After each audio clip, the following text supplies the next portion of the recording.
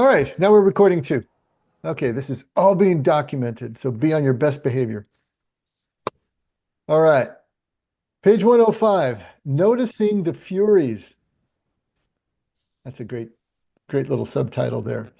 Um, we're still in Just This by Richard Rohr. If you found us online and you were thinking maybe you would like to join us in person, that would be great. If you can just look at the comments section, all the links and instructions and information you need is right there. We'd love to have you. Meantime, before we dive into the text for today, anybody have anything from last week that you want to bring up, mention that you've been thinking about during the week? Any old business? I always ask. I don't have many takers, but I'll keep asking just in case. Every once in a while, Tony has something, but not so much lately. Okay, he got nothing. All right, so we are in this last section of the book that is giving us 12 what he calls prompts and practices that there's specific things that we can do that can help us to continue to institute, develop, cultivate a contemplative practice, a contemplative lifestyle. And so these practices and prompts are geared for that. It's not so much formal prayer time type of techniques, but they're more things that we can do just in line with our lives. It's more along the lines of just noticing more, being more aware, and kind of some techniques that we can use to help bring us into contemplative awareness just during our regular days and in between the raindrops of our lives. And so this is where he's at. So the first one that we talked about was beholding. It was a way of seeing presently. And we talked about sensory walks, where we are seeing, but we're not naming them in our head. So our thoughts are not getting in the way. We are just being present, noticing everything, aware of everything, but not labeling it and thinking about it. And then cultivating heart attention. That was more along the lines of having our minds kind of descend into our hearts. He had that interesting concept of seeing something from your foot, right? But trying to change your center of focus out of your mind that is always thinking and into your heart so that you are merely connecting. And so it's a variation on a theme. This one, noticing the Furies, is interesting. So let's go ahead and read through this, and then we'll come back and start to pick it apart. So in Greek mythology, three female goddesses, the Furies, were the deities of retribution and vengeance. They were horrible to look at, with snakes for hair, black wings, and blood dripping from their eyes. Though they were supposedly pursuing and punishing evildoers, their righteous need for vengeance brought about little lasting good because they needed to punish evil too much and thus became evil themselves. Does this not sound like what practitioners of modern nonviolent theory tell us? Violence begets violence. Our words furious and infuriated come from these goddesses. Their main problem was that their righteous anger consumed them, and their blind fury became an end in itself and the lasting message. It has taken us centuries to fully recognize this pattern is operating in human beings too. It is common for the psyche to put its hope in retributive notion of justice, in a retributive notion of justice, even though it never works long term. That reveals the classic pattern of all addiction. We keep doing something even when it is not working. The preoccupations of the Furies were what the later desert fathers and mothers would call passions, or what you and I would perhaps call addictive emotions. Whenever you see yourself in an excess of emotional response, you can be pretty certain that you are over-identified with something or your shadow self has just been exposed. If you are incapable of detaching from an emotion, you are always far too attached. There is much evil and injustice in the world that deserves righteous anger. But a good practice is to watch that emotion a bit, to see where that anger is actually coming from. This will take humility and practice. I'm sorry, this will take humility and patience. If it is truly God's anger, you can also trust God to lead and resolve it to some degree. But when it is mostly your anger, using God as your justification, it will have too much urgency, too much of me, too much righteousness, too much impatience, too much need to humiliate the opponent. You almost always start there, but good therapy and spiritual direction will help you distinguish between your personal anger and God's pure anger. This might take some time to learn, but unless you do this, you will not have healthy or helpful emotional responses. The unhealthy ones will have you. This is surely what the Bible was pointing to in using the psychologically astute phrase of being possessed by a demon. If you do not want to let go of something and keep justifying why you deserve this anger, you are probably operating out of your own offended ego. When you can let go of it, after properly acknowledging it, you can probably retrieve it without its excessive charge and then use it effectively. If you can't do that, I hate to say it, but you are likely possessed and need an exorcism. If you need to hate the president, your former wife, or the man who humiliated you, this is not God's anger, it is yours. As the School of Paul wisely puts it, you must not let the sun go down on your anger, which is far different than not feeling your anger at all. Some anger is needed and deserved, but too much for too long will usually develop into a pathology that only blinds and destroys the angry person and the other party too. Very often, I find the whole thing can dissipate very quickly with one sincere smile, hug, or word from another human being. He or she does not realize it, but they are serving as your exorcist. You might also almost resent them for doing it, but it reveals the actual emptiness of the anger. It was not really you at all, but you had let it become you. Notice in the Gospels how the possessed person always hates the exorcist. So maybe when the Furies have you, your practice can be to make eye contact and smile at another person, deliberately detaching from your Furies.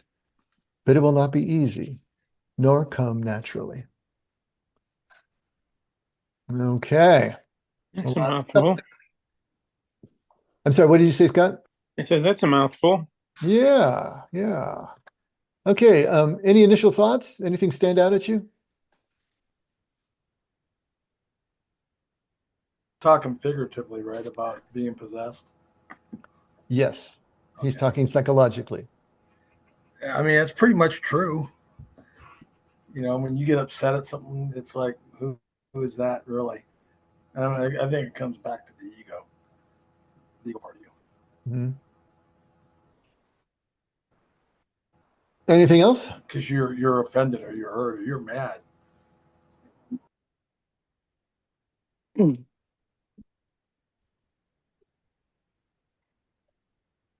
So no one thought the bit about God's anger interesting. Well, I sure did. And we're going to talk about that. Yeah, I William was has a Cheshire cat grin going there. I was All right. waiting to get there. What was that, William? I was waiting to get there about God's anger. Yeah, we'll get there. We'll get there. Definitely. All Hmm. right. So in Greek mythology, we've got these three female goddesses, and they were initially set up to be these deities of retribution and vengeance, but they became consumed. When that is your full-time job, do you remember that great line from The Princess Bride near the end, where Inigo Montoya says, "I've been in the vengeance business for so long, I don't know what to do with myself now." So That was it's kind of like that. You know, you've been in the vengeance business so long and you become that animal. And it's really hard to let go of it. It just takes you over. And so the Furies became furious. The Furies became that emblem for our own infuriation and so on and so forth. So the point he's making here is Doesn't this sound like what practitioners of modern nonviolent theory tell us, that violence begets violence? You know, Jesus said the same thing. He said, like breeds like, right? You're not going to get figs from thorn bushes. And so if we are going, and we talk about this also when we say that um, the means you use must match the ends that you seek. Because in truth, what's going to happen is the means you use will produce the same ends. And so we're not going to get to unity by practicing division. It's just not going to happen. Well, then you say, isn't that really a catch-22? I mean, how can I be unified before I'm unified? If I'm supposed to practice unity before I have unity, isn't that kind of a catch-22? Well, it's that you practice it in the moment. We don't try to institutionalize, for instance, fear the way governments do and the way the church has done, using fear to drive people into the arms of a loving God. Fear is going to beget more fear. Fear will never take us to love. At some point, you've got to make that quantum leap. You got to make that leap of faith, and you just have to trust that God is going to catch you. But at some point, you have to just fear not and move into a whole different space. You can't creep up to it through fear into love, and you're not going to creep up to unity through division. And so the same thing is happening here. We're not going to get to nonviolence through violence. It just doesn't work. Now, that doesn't mean that violence is never justified. Hear that, okay? We're not saying that. But the violence that we use should be to intervene in a situation where someone needs to be protected. But we have no illusions that our violence, even in a justified situation like that, is going to lead to anything but more violence. It's sometimes necessary, but it's not policy. Let's put it that way. If we want to get to nonviolence, we have to practice nonviolence. If we want to get to unity, we're going to have to practice it in whatever small ways that we can until it becomes who we are. And it's the same thing with love. We're not going to get to it through fear. Whatever we practice and whatever we do whatever we do all day long, whatever we think about all day long, that begins to define us. And that's kind of where we're going with this. And so we got to be careful what it is that we really are thinking and practicing all day long. I mean, all of these are going to come back to awareness. I mean, that's really what we're coming. If we're unaware, then all of those unconscious programs that we've been talking about, those core beliefs, those are the ones that are running the store. They're driving the bus. And absent our actual awareness as intervention in the decision making of the moment, the choices that we make, we're just on a track, we're on a ride, and that ride is going to take us along the track we've been running our whole lives. If we want to go someplace we've never been before, then we're going to need the awareness to be able to break through the ride, the track, the programming to make a different decision. And so this is just an object lesson in all of that. The Furies are the image that he's giving us of what's really taking place in our own psyches. So their main problem was their righteous anger. Righteous anger consumed them, and their blind fury became an end in itself and the lasting message. It's taken us centuries to fully recognize this pattern is operating in human beings too. It is common for the psyche to put its hope in a retributive notion of justice, even though it never works long term. That reveals the classic pattern of all addiction. We keep doing something even when it's not working. And so this is the problem that we've been talking about recently about the reward and punishment paradigm.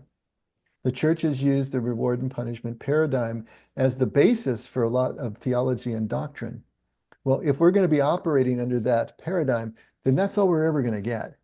As Jesus would say, you have your reward in full. We're never going to get to love through a reward and punishment paradigm.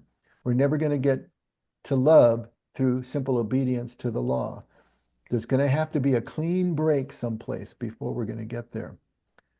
And so this is all of what he's talking about. If we are just about retribution, if that notion of justice is the main plank upon which our relationship with God rests, or a relationship with each other, then we never get to love. So many times he said, you can't obey your way into the kingdom. It just won't work. It's going to take a huge break, which is what Jesus is all about. That's why Jesus doesn't answer your logical questions. He's going to give you a break. He's going to give you a non sequitur. He's going to give you a paradoxical reply that is going to break that whole train of thought, dismantle and deconstruct your worldview for that moment so that maybe the curtain parts and you can see another there out there. The preoccupations of the Furies were what the later Desert Fathers and Mothers would call passions, or what you and I would perhaps call addictive emotions. So whenever you see yourself in an excess of emotional response, in other words, the punishment doesn't fit the crime, right? Because most often the issue is not the issue. Whatever it is you are so angry about, whether it's in an interpersonal relationship, a marriage, or whether it's, macro political, whatever it happens to be, the issue is usually not the issue. When you have this huge emotional response, you can be pretty certain that you are over-identified with something, or your shadow self has just been exposed. So when you think about it, we can almost look at it as kind of a post-traumatic stress syndrome. We have a traumatic experience, and then it gets so encoded into us. We're so identified with it that every that memory carries with it the full emotion as if it happened yesterday, even if it's months or years later. When we have traumatic experiences, even going as far back as our childhood, those have developed those core beliefs or those programs for survival. And those are so strong in us, even though they're unconscious and we're not fully aware of them. When we get triggered and something reminds us or feels that way, then the entire floodgates open and all of that emotion pours out. So when it's excessive like that, there's an excessive emotional response. He would say the Furies have got you, right? For the image that he's using. But we're over-identified with something, something deep, or our shadow self has been exposed. If you're incapable of detaching from an emotion, you're always far too attached. I don't know if y'all remember a while back, he said, sometimes we end up with this obsessive thought, and then that thought gets wrapped with an emotion, and that is the really strong 1-2 punch that's going to take us around the bend. Because it's not just the obsessive thought, it's not just the core belief, but now there's an emotion attached to it. And that just drives it even far deeper into us. So if we can't detach from an emotion, if we get triggered, then and we feel that overarching response, that's like a warning light on the dashboard telling us something's wrong under the hood. It has to do with core beliefs. It has to do with unresolved trauma. It has to do with a lot of things. But it's not the issue at hand. The issue at hand is merely the trigger. And it's not that the issue at hand doesn't need to be dealt with, intervened on, resolved in some way, but that over excessive, application of emotion is what is the dead giveaway. Something else is going on under the hood.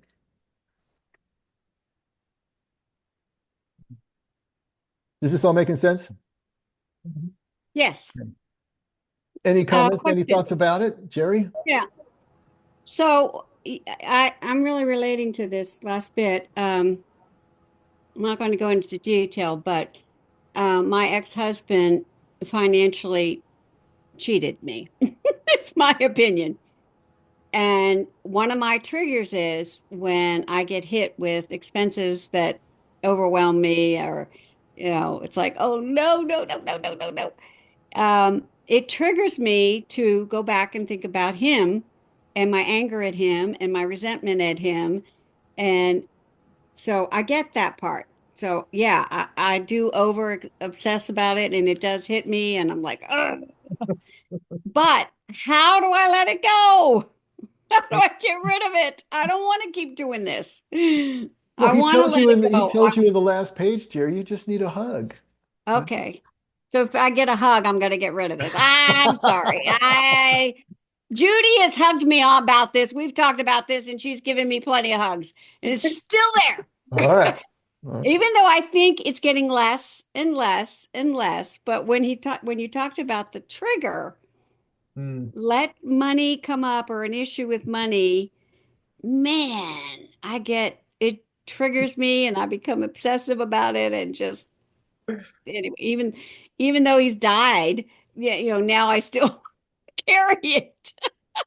So Mm. yes. Anyway, I look forward to some answers. Thank you very much.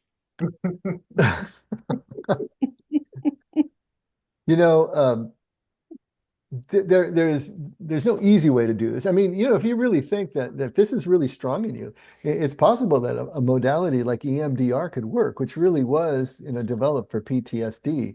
But something like that could help because you've got a memory that is so strong that when it gets triggered, all the emotions come forward as if, this just happened last week, Yeah. which is kind of PTS, right? And Hmm. so something like EMDR might be able to help you. Are you familiar with what that is? Yeah. Yeah. Okay, I did it with so Nina. yeah, so that may be something to, but truthfully, the story that we've told a million times in here about the grandfather telling his grandson he's got two wolves inside of him, a good one and a bad one, and they're constantly fighting. And the boy asks which one wins, and he says the one that I feed. And so when you're triggered, be aware, first of all, this is a trigger. Because if you know that it's a trigger, if you become aware enough in real time that the punishment is not fitting the crime, the emotions far outweigh the actual issue that is happening at the moment, you can Mhm. stop and you can take that breath, you can take that interior walk around the block, and then you can choose the response that is appropriate for whatever is going on, and not the one that the emotion would cause you to choose. Because Mhm. every time you let the emotion take you to a decision and an action, you are reinforcing Mhm. that thought pattern. And every Mhm. time that you don't and you choose another, you're reinforcing the new and letting the old atrophy. And over time, every time that you make that aware choice, you're taking another brick out of the wall that stands between you and actual, complete emotional freedom, regulation, however you want to put it. But it is a slow process. You say you're getting better. I believe it. I am. You've I been am. doing a I lot of am. work, and so just be patient with yourself because even if you haven't had a trigger for a few years, it's amazing how something's just going to hit you sideways and you're right back there again. I can't tell you how many times that's happened to me, and I almost have to laugh at myself and say, "Oh my gosh, that's still in there? Are you kidding?" Yeah. Really, it's amazing how that works. But the good news is that I can laugh at myself now and say, all right, I just know that it's not real. See, that's the key. If we over-identify with the emotion, we believe emotionally that it's real, that the issue really is worth that kind of emotional output. And then we live in that world. The reality we believe is the reality we endure. But once we become aware enough to realize, hey, that's just a trigger, it's not me, then I don't have Mhm. to act on it. And the Okay. more we do that over and over again, there's no quick fix. There's Yeah. nothing you can just read and suddenly the switch flips and Right. and you're right as rain again. It's urban warfare. It's Okay. house by house and block by block. It's just the way it That works. helps. And I Okay, have been working on it, and it I is know you better. have. But as soon as you said trigger and emotion, man, it came back. He was like, anyway, thank you. You got That it. was great. And This is great. I think we can't help but remember things when we're reminded of those things, Mhm. right? And just noticing that I'm having a memory, right? That's all that's happening is that I'm having a memory. It's just a Mm. memory. It's just a thought, right? And of course, I'm going to be thinking about that when this thing is happening, right? Every time this thing is happening, maybe not every time, but odds are, it'll remind me of that. And that's all it is. Thanks, Yeah, William. I like that. Memory. It's just a memory, and I can let it go. yeah, Mhm. it's a memory. Right. Thanks. It's like a dream. If you have a lucid dream and or you're having a dream and the monster's chasing you and you're running for everything that you're worth and you're feeling the breath on your neck and you're scared. But if you can wake up inside the dream and you realize it's just a dream and nothing can hurt you in a dream, you can just stop, turn the monster, it fades to white. It's the same thing that we're trying to do. Most of us are sleepwalking through our waking life. And so we don't realize that the emotions we feel aren't real. Just like the dreamer doesn't know that the dream isn't real. The dreamscape to the dreamer is just as real as landscape is to the waking person. So our goal here is to wake up inside our moments, inside our lives, so we can realize what is dreamscape and what is landscape, and then we can act appropriately. But until that awareness catches up to us, there's absolutely no way to do this. We will not be able to distinguish between what is just a thought or just a memory or just an emotion and what is reality. And so we're going to be all over the place. We're not going to be emotionally regulated because we don't have the awareness yet. Contemplation is all about building the awareness that we need to do exactly that. This truth that Jesus is talking about that makes us free is this truth, to get past all of that stuff that allows us to see what is right in front of us. And what is right in front of us ultimately is all one thing. It's unity. It's God's love gluing everything together. But we're never going to be able to get to that, to the kingdom that Jesus is talking about, until we go through the narrow gate and we go along the narrow way, because it is that kind of urban warfare slog that we're going to have to go through. It's that digging in the dirt that we were talking about on Sunday, that archaeological dig that we need to go through, whether it's contemplatively and spiritually or whether it's clinically and therapeutic. You still have to go through the process of finding out, what is down there, and how is it still ordering our lives, our thought and behavior patterns, and then get past it. And until we at least get to some sort of equilibrium, we really can't, like in Maslow's hierarchy of needs, we can't get to the higher levels until we've at least settled, the survival stuff to the point that we have enough equilibrium to have a foundation, a base from which to work. So this is what this is all about. Jesus is very psychological in a poetic way. I wanted to add, because I identify a good portion with what you said, Jerry. So same with me, I had this seething anger and I wanted revenge. And then I read the scripture that says, vengeance is mine. So I said, I cannot do the retribution. So I hung on to that, vengeance is mine. And I would argue with God. I say to him for several years, I said, vengeance is mine, then do it then. I'm still waiting. Do it. And I would argue with him, what are you waiting for? Because I can't do that. So I start praying, give him shingles. I remember that, give him shingles, because it is so painful. I never had shingles, but I know it's painful. But it won't kill him because I cannot have that on my conscience, right?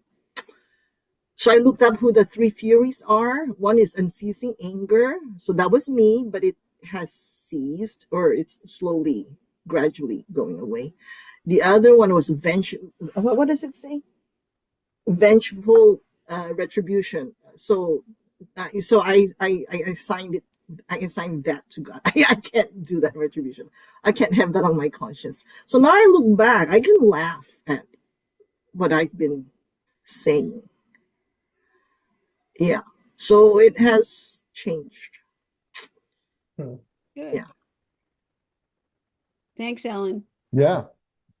And Ellen's been doing a lot of the same kind of work, and so, it just takes time. It's just be patient with yourself. It's not going to happen overnight.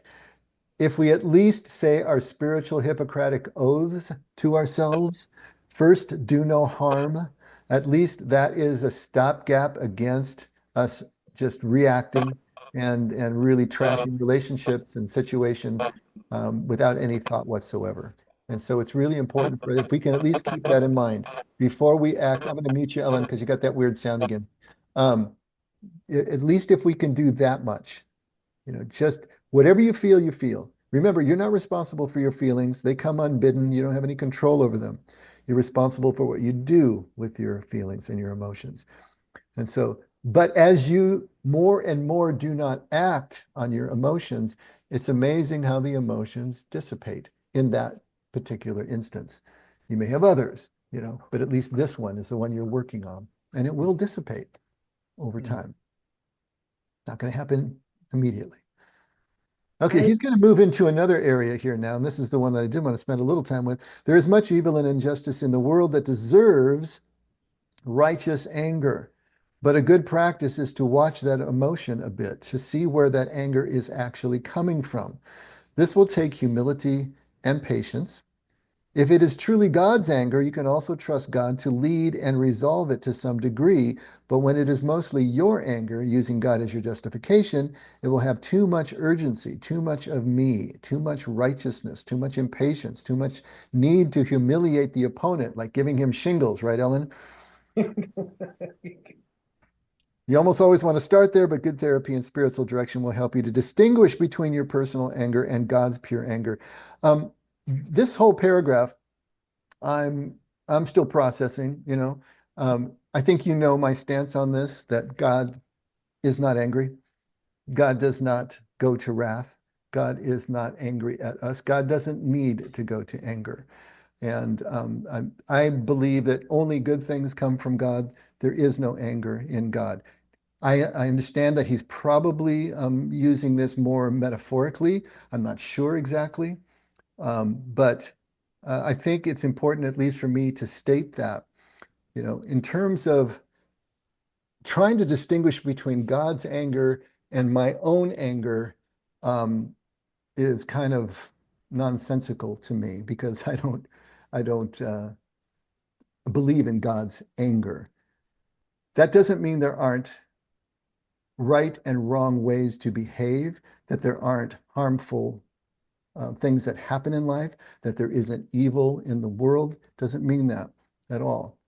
This idea of God being angry, that I just don't go there. That's my own personal conviction. You can all have your conviction as well. How you distinguish between God's anger and your own anger, that's a really fine line. Remember when we talked about Blaise Pascal a couple of weeks ago? He says, no one does evil so cheerfully as when they do it from religious conviction. When we believe that we've got God has our back, when we believe that God has endorsed our agenda, our policy, our side of things, that opens the floodgates to the greatest atrocities that the world has ever seen. And I love that he used the adverb cheerfully, because we will do it with a smile on our face. We will hurt people believing that we're doing the best for them if we think that God is on our side. And we co-opt God to our side in order to be able to do probably what we wanted to do anyway. And so how do you make that distinction? It's trying to understand God's will in words. As soon as you have, in my opinion, as soon as you have expressed God's will for your life or anything in words, it automatically now is an egoic exercise because you've reduced it to words. Because God doesn't speak in words. God doesn't make himself known in words specifically. I don't believe it's a deeper connection. So I got a problem with this literally, but if he's using it more metaphorically, I can see where this could still be useful for us. But I think the question that we need to ask ourselves, and it's not that we're going to work it out here, but something that you need to come to some level of conviction for yourself, something that you're convinced of, is God angry? Does God get angry? And how does that actually play out? And what does that mean for my relationship with God? I just talked about that the reward and punishment paradigm is so harmful because it negates any sense of love. We are now reduced to a contractual relationship with God. It's transactional. We do good, God does good for us, and if we don't, then he doesn't. And now it's back to performance. And that is the antithesis of the degreeless and indiscriminate love that Jesus is trying to get across to us. And so it is an important I suppose, theological question that, we're never going to have a certain answer. But I think it's important for you to at least have enough personal experience with God's presence to come to your own conviction one way or another. And what I wanted to do along these lines was to read a couple. He brings up the Desert Fathers and Mothers. Well, the Desert Fathers and Mothers had an interesting take on this indirectly. So let me share my screen. Y'all seeing this? Yes, sir. Okay, so take a look at that one that I highlighted, 37. And this comes from the Sayings of the Desert Fathers, translated by Thomas Merton. And this is a great little book. He has a wonderful introduction that really captures the essence of who the Desert Fathers and Mothers were of the 4th and 5th centuries. And then he translates their sayings just one by one. So there once was a great hermit in the mountains, and he was attacked by robbers. But his cries aroused the other hermits in the neighborhood, and they ran together and captured the robbers. These they sent under guard to the town, and the judge put them in jail. But then the brothers were very ashamed and sad, because on their account the robbers had been turned over to the judge. They went to Abbot Poemen and told him all about it. And the elder wrote to the hermit, saying, "Remember who carried out the first betrayal, and you will learn the reason for the second. Unless you had first been betrayed by your own inward thoughts, you would never have ended by turning those men over to the judge." The hermit, touched by these words, got up at once, went to the city, and broke open the jail, letting out the robbers and freeing them from torture. Now, I don't know how this has initially struck you, but it seems immoral. It seems unjust. It seems kind of crazy, from a regular justice point of view. But what is the point that the Desert Fathers and Mothers are trying to make here? And how does this kind of speak to this notion of righteous anger and the need for righteous anger and whether God is angry? You can see how this is going in a completely different direction. These sayings were just these simple, ground level, kind of, some of them are extended parables, really, to try to underscore the principles by which these people lived in a very pure contemplative state. And I love this one because it's so jarring. There's so many laws and ethics being broken here, right? But it's trying to make that kind of point. It's the hyperbolic kind of point that Jesus would make. If you take a look at the next one, once there was a disciple of a Greek philosopher who was commanded by his master for 3 years to give money to everyone who insulted him. When this period of trial was over, the master said to him, "Now you can go to Athens and learn wisdom." When the disciple was entering Athens, he met a certain wise man who sat at the gate, insulting everybody who came and went. He also insulted the disciple, who immediately burst out laughing. "Why do you laugh when I insult you?" said the wise man. "Because," said the disciple, "for 3 years I have been paying for this kind of thing, and now you give it to me for nothing." "Enter the city," said the wise man. "It is all yours." Abbot John used to tell the above story, saying, "This is the door of God, by which our fathers, rejoicing in many tribulations, enter into the city of heaven." Where's the righteous anger? What is it that the elder is trying to teach the younger monk about the way that you deal with the insults and the unfairness of life? But wait, there's more. A certain brother asked of an elder, "If a brother owes me a little money, do you think I should ask him to pay me back?" The elder said to him, "Ask him for it once only, and with humility." The brother said, "Suppose I asked him once and he doesn't give me anything. What should I do?" Then the elder said, "Don't ask him anymore." The brother said again, "But what can I do? I cannot get rid of my anxieties about it unless I go and ask him." And the elder said to him, "Forget your anxieties. The important thing is not to sadden your brother, for you are a monk." Wow. You see where they're going with this. You can see what they're trying to do. Abbot Anthony, the last one on this page, taught Abbot Amonis, saying, "You must advance yet further in the fear of God.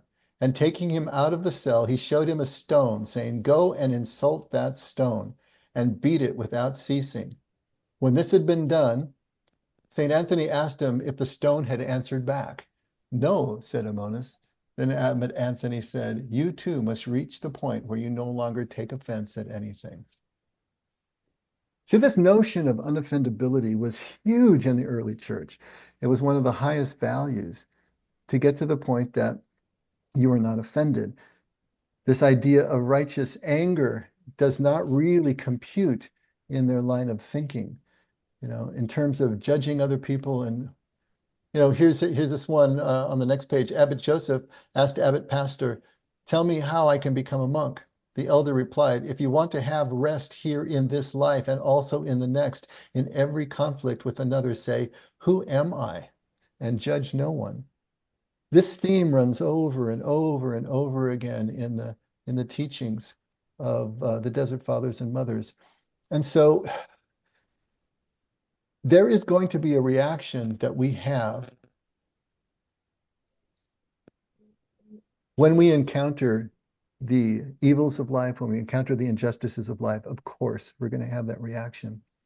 And that reaction obviously can be a motivation, especially if intervention is necessary. If we need to act in the moment, if someone is being abused and we need to act, that anger can be the motivating factor that can help us. But as a policy or as something that we hold on to, as something that righteous anger that we use like the Furies did as an institutional way of doing business, that's not going to do anybody any good. And it is going to be toxic and it's going to tear us all down. In my personal theology, there is no anger in God. That doesn't mean that God doesn't have an opinion about the things that we do, but God is looking at things from a point of pure connection and unity. He can tell the Bisha from the Taba, from the unripe to the ripe. He knows how things are moving, and that brings him into a type of unity and a type of perspective that I certainly don't have as a human being, but I can at least, want it. I can be motivated to try to get there, to become less and less offensive. And so this idea of trying to harness our righteous anger, to cultivate it in some way and to distinguish it from God's pure anger, our anger from God's pure anger. This is not exactly a route that I would take, but I think I understand what he's trying to say here. Mhm. And that's a mouthful right there. Any thoughts along any of these lines? Yeah, when you read that earlier, what I thought of was Brady talks about this idea of when I forgive somebody, it's like me taking the debt off of my ledger and putting it on God's ledger. So I was thinking of God's anger as that which belongs to God will be God's, and just erasing it from mine, basically. Mhm.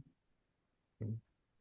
And are we really ultimately talking about forgiveness here in many ways? And the Furies being those who live in a state of perpetual unforgiveness. Mhm. If you are always looking for retribution as the solution to the injustices of life, well, then you're kind of living in a state of perpetual unforgiveness at the same time.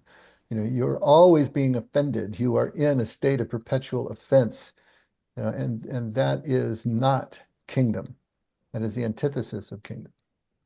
Mhm. So it goes along, would it go along the lines of initially actually forgiving yourself quite a bit here from the hell that you experienced. Mhm. Mhm. And then also then you're able to forgive others. Because in that story from Thomas Merton, what I was picking up was like, I am what I say, I am what I do, I am what I think. Right. And so these people, this person was identifying like, oh, yeah, what I saw in that other person, I was really seeing in myself, but I was projecting it on them, is what I was interpreting there. And then also a little bit along of Eckhart Tolle, where he talks about, I can't live with myself. And here Rohr is saying, it was not really you at all, but you had let it become you. And that's the truth, Tony. When you say, I am what I think, I am what I do, and I am what I feel, those type of ideas. Um, Technically, that's not true. Descartes was wrong. I think, therefore I am. No, that's not the way it works. But what happens is the more we think something, the more we identify it with it, and then we believe it's who we are. The more we feel something, the more we believe that's who we are. Once we identify with it, then it becomes our world. And that's the reality that we endure. The reality we believe is the reality we endure. What the whole process is of contemplation we're talking about is breaking those identities, those false identities, so that we can get down to the bottom of the dog pile and see what we're really identified with. Who are we really? Well, we're never going to be able to put it into words because as soon as you put it into words, you've stepped away from it. Our true identity can only be experienced in real time. That's powerful Pure because presence. what you're saying then is it really is a choice. It's a choice to start to become aware. Remember, just like the first step of AA, we're powerless over alcohol, and our lives have become unmanageable. There is no way for us to will ourselves to be able to overcome those core beliefs, those unconscious drives that have been programmed into us. You cannot do it. By definition, it's not conscious. But what we can do is start taking steps to more and greater awareness and presence that will bring those unconscious bits up into conscious. Now, once it's in consciousness, now we can make a different choice. And as we make those choices, then those neural patterns dissipate and new ones are formed. And then we are free, the truth that makes us free. But that's what we're doing. You can't will yourself to do it, but you can will yourself to make different choices in the moment as steps to get to that place. So it's kind of indirectly the way that we're going to approach this. Yeah, it's very interesting. To me, I'm really glad that you said that. I'm sorry, Tony. Did I just cut you off? No, go ahead. You don't have anything you want to finish saying? The only thing I was going to say is, the more I tether myself to God and his love, the less I find I need to say. The less you find what? I need to say. Yes. I hear you. Dave, I was just going to chime in and let you know that I appreciate what you said about the whole thing about making the unconscious conscious and the process of coming into choice. Because I think a lot of our short-term therapies, the cognitive behavior therapies, DBT, they give us a lot of tools. And there's definite truths to all of those therapies and the whole thing about changing our neural pathways, all of that. But until we move into that space of making the unconscious conscious, we hold a lot of these in our bodies too. That I don't think the people before us, really had a vocabulary for, which makes it so difficult to make those choices. So that piece is part of the process, I think, and I just appreciate that you illuminated that. Oh, thanks. Yeah, it's so key. It's so key to understanding the whole thing. It's like, telling that depressed person to snap out of it. Well, good Lord, if you could, don't you think I would? If I knew where that switch was, don't you think I'd flip it? It's just a complete misunderstanding of the nature of the beast. It's The it's not emotions are under direct totally control valid. at first. I'm sorry, Sarah, go ahead. The emotions are totally valid. I mean, I have a tendency to think, I think it's just the attachment in my mind. It's and you said that before, it's like the way that we respond. I have it definitely think like once we identify with that obsessive thought or passion, that's definitely when it becomes something that is well, one, it's kind of false thinking. It's not we are not that emotion, but two, like Tony was saying, like if we think something, if we feel something, we're basically just projecting onto somebody else what we feel. We're identifying like this vengeance concept with the Furies. I mean, any kind of retribution or vengeance is A, due out of fear, and B, because we're also identifying that person with something that they've done. And that's, I mean, if a person does something, it doesn't make them a bad person, so not only are we identifying with our emotions, but we're identifying them with the way that they've behaved. And it kind of leads us into this abysmal space that really is kind of well, unhelpful to say the least, but I don't know too, and like this whole concept with God's anger, I have a tendency to think that maybe we're just misunderstanding the term anger. Like, I mean, if you think about the Greek root of perfection, it really I don't even know how you pronounce it, teleos. It essentially means completeness and implies basically the golden rule to love one another as yourself. And so that's what Jesus did. Love your Lord your God with all your heart, with all your mind, with all your soul, and love your neighbor as yourself. That's perfection.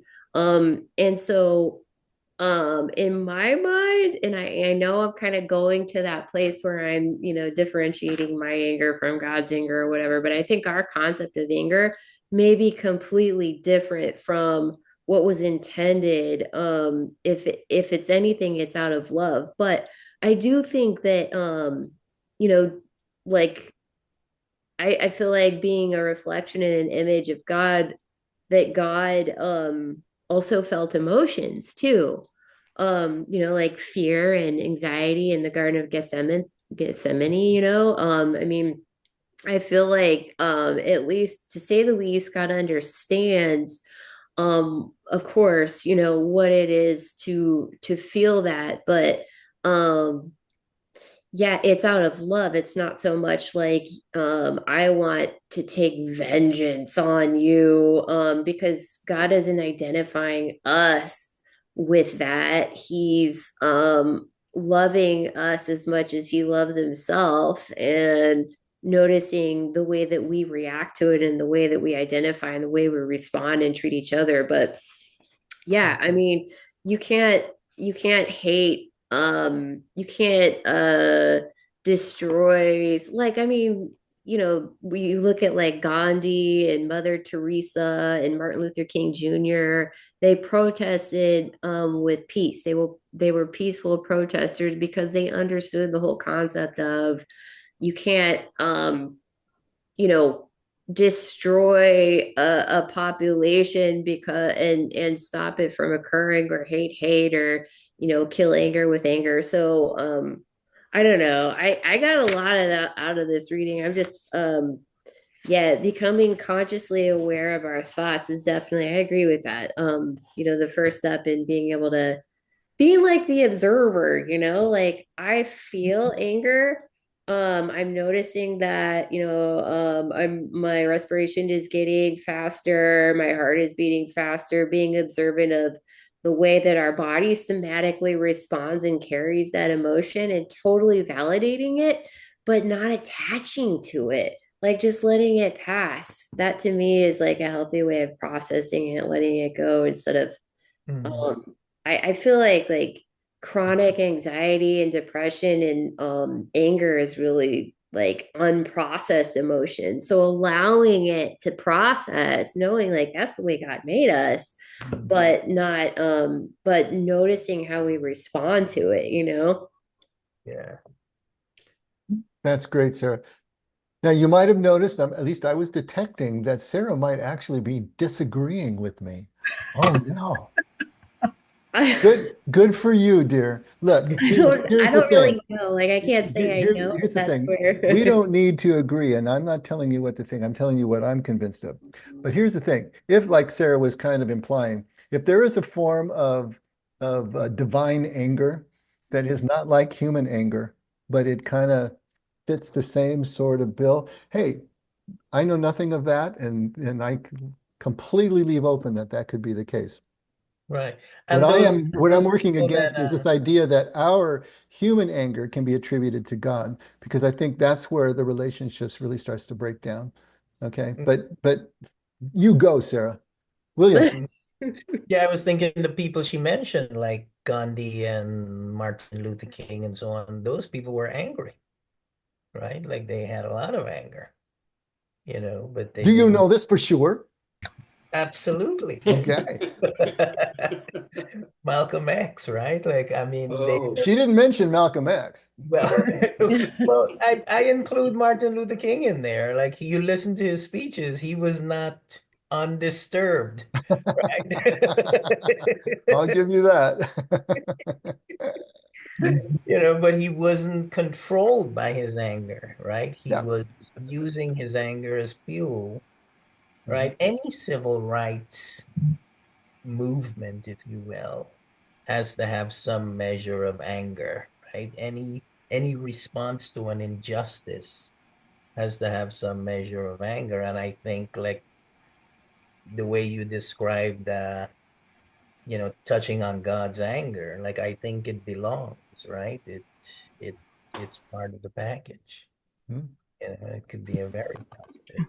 I think And that, that's why I hung on to my mantra for years. It says, "Vengeance is mine." I have the anger, but he has the vengeance. But Uh-huh. well, just to let you know, let you guys know, it didn't happen anyway. But can I go back to that? we were just, it's going to have to be short because we're already 10 till. Okay, well, And we okay, really, maybe for next. I just wanna. It's just bothering me because of that story about that hermit and the robbers, and then uh-huh. you report them to the judge.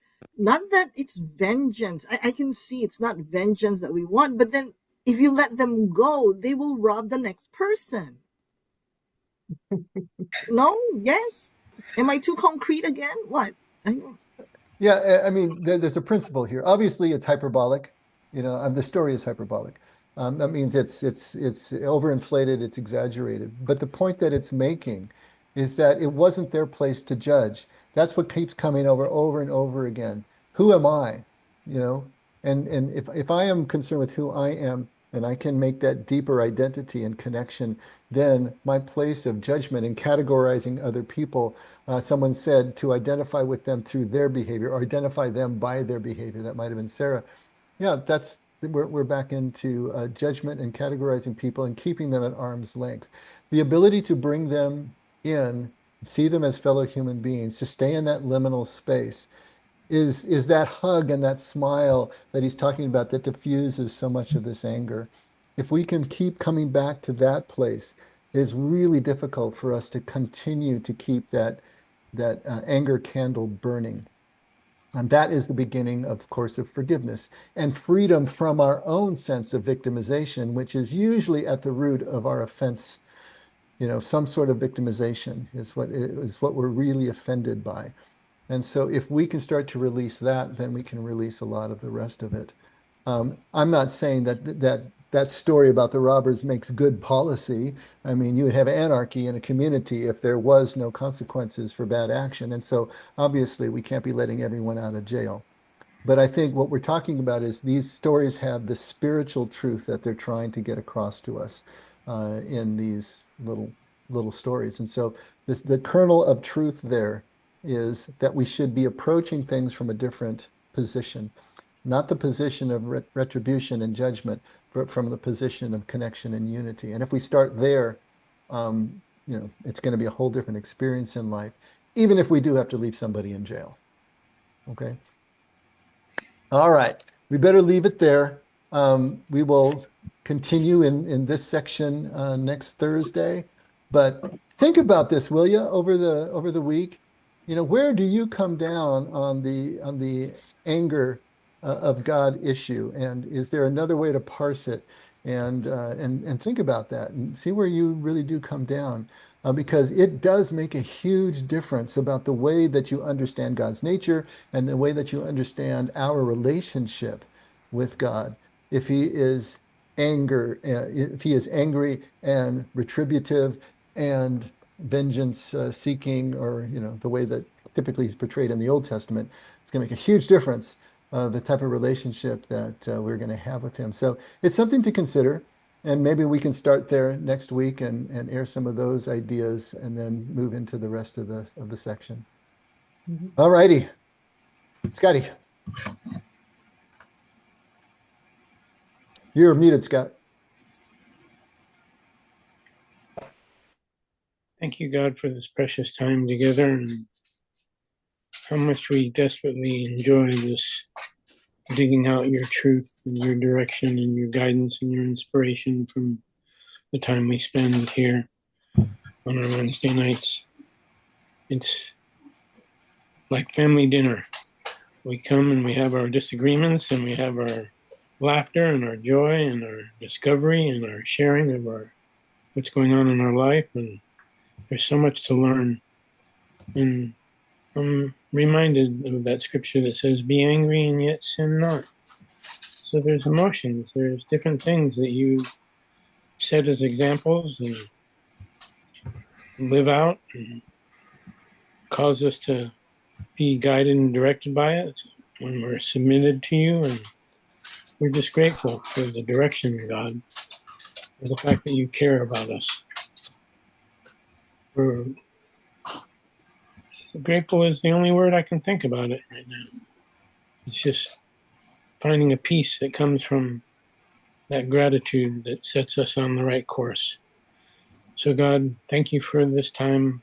Like I said before, we're blessed by it and we love you, Lord. It's in your precious and holy name, Lord Jesus, that we pray and we give our thanks and we say our amens. Amen. Amen. Scotty. Thanks, everybody. Amen. Don't forget, Christopher, Friday. nice of you to sneak in here, buddy. Oh, yeah, Christopher. Hello. Good to see you, man. Okay, Friday's Good Friday. We have our service starting at 7 p.m. If you're local, please come join us. If you're not, you can stream us at whatever your local time is. So Awesome. be good to have I you have with to us. work. It's a great service. My favorite of the year. And then of course Easter Sunday is coming up. So hopefully we will see you at one of those next. And Good then night. next week. Love you guys. Dave. Absolutely. Good Love night, you guys. Good night, guys. everyone. Good night. Everybody. Dave, Night, can night. I give you a quick call? Dave, You're talking to me? Are you Yeah. talking to me? I'm talking to you. Can I Yes, give you you a may. quick call? Absolutely. Okay. Go for it. Bye. All right. Bye, Dave. Friday. Good Yeah. night. See you, Jordana. All right. Bye. Are you Bye, coming Friday, Jordana. Jordana? Yeah. What time does Vernon have to be there? Vernon needs to be there at 5:30. Okay, I'll let him know. Okay. Bye. Good night. Bye.